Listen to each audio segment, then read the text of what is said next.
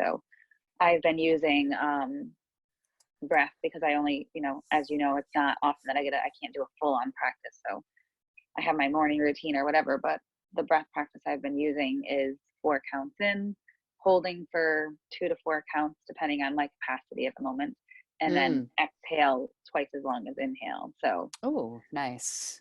and then as I do the breath longer, depending on how long I get to do the breath, maybe the inhale increases in length. The Right. pause is still about the same. I don't ever pause for more than about 4 counts. And then the Right. exhale is generally twice as long as the inhale. And I feel that I just feel it like it does 2 things. It gives me, I feel like it builds capacity for me. Like I feel like, okay, I have more capacity, which we know makes sense because focus on the inhale, And then inhale the hold retention. in. And Mm-hmm. then the longer exhale is also soothing to my nervous system. So I feel like I'm getting the best of both It's worlds a with good that breath balance. practice. Absolutely. Yeah. You've been doing that one for a little while though, before this went down. Is that correct? I remember you Yeah. mentioning it. Yeah. Yep. It was That happening was before. Yeah. And it's still serving me. So I'm good. still using Yeah. it. So keep it exactly. It's easy for me to get stretching in, to get some asana in here and there during the day. Like if I don't have Oh anywhere to yeah. go or any schedule to work around, it's super easy just to pick it up and stretch out what I need to when I need to, kind of thing. But yeah, I think the breath practices. I was just thinking about it this afternoon earlier before we got doing this. It is the quickest way. I know that you know this, but it's weird to think now that it can be unmindful breaths. You know what I mean? I remember a time before I had that awareness, and so the dance between, and I still have after so long of practice this. Sometimes like I forget what I need to have, what I like, my mindful breaths kind of get away from me. Sometimes I have reverse breathing still because that's the way I breathed when I was a kid. So it's so Mhm. ingrained in my muscle memory that it's like, wait a minute, what's happening? So I was thinking about pranayama and how even just a 3-part breath or a mindful breath can have such, you can be so immediately where you are and present, and without, um, it's the way inside of whatever it is you're going through, whether or not it's mindful. If you can check in with your breath in a panic moment, you'll feel how shallow your breath is or how fast your breath is, and you'll have an Yep. immediate insight into what you're experiencing, and then vice versa. Like ideally we come at it from the other way where we sit and we're calm and we're directing it. But Right. if we can kind of latch onto it when we're having those moments where we're not thinking about it at all, you have immediate feedback into what's happening.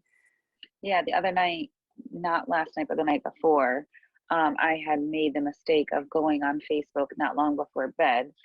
And Oh, I saw a post from somebody, and it was a snippet of, or an article about Cuomo's address that day. mm-hmm. And it was the day that he put out there that this could be 3 months, 6 months, 9 months before we really see any semblance of normal.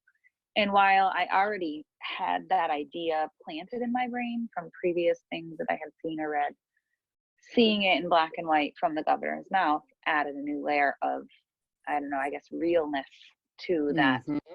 thought, Mm-hmm. right? So before that, it was just people kind of murmurs out in the internet world, and then to see it from his mouth was kind of like, oh, okay, so there's that. And so Mm-hmm. it was like 9:45 and I read it, and we came Oh upstairs, no. and I was tired. And Yep. I had a long day with the kids. It was Sunday night, right? It must have been Sunday night. We had had a long day with the kids or whatever. And we came to bed. And as soon as we got in bed, I realized, everything else stopped, right? So we slow down. This is what happens to so many people is you get into bed.